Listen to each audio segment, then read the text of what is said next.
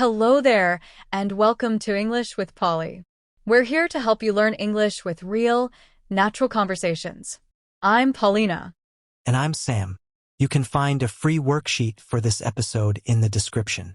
It has all the new words, exercises, and answers to help you practice what you've learned. Hey, Sam. I'm feeling so full of energy today. I just came from the gym. Oh, really? That's impressive. I haven't been to the gym in a while.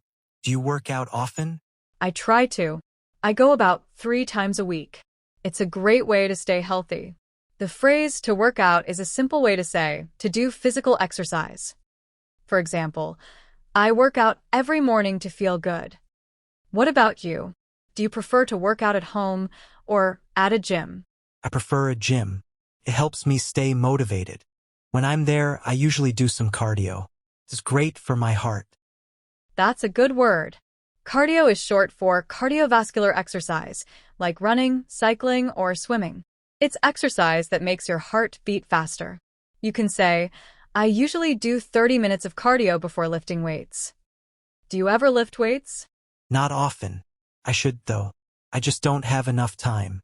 But I know a lot of people like to lift weights. Yes, weights are heavy objects you lift to make your muscles stronger. People use phrases like lifting weights or doing weights. What about you, listeners?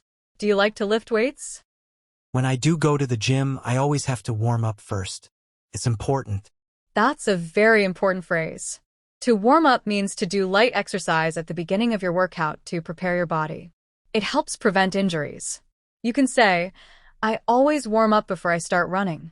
You should also cool down after a workout. What's a cool down? To cool down is the opposite of a warm-up. It means to do light exercises or stretches at the end of your workout to help your body recover. For example, after the run, I took 10 minutes to cool down and stretch. Do you always cool down? I try to. I know a guy at the gym who never does. He says he doesn't need to. I think he should get a personal trainer. Oh, a personal trainer is a great idea. A personal trainer is a person who helps you with your exercises and gives you advice at the gym. They create a plan for you to help you reach your goals. I have a friend who is a personal trainer, and he is very helpful. What about you, listeners? Have you ever used a personal trainer? I think the most important thing is to just get started and try to be in shape. I agree. To be in shape means to be physically fit and healthy. You can say, I go to the gym to be in shape for summer. Let's recap all the new words and phrases we heard today. We talked about working out, which means to exercise.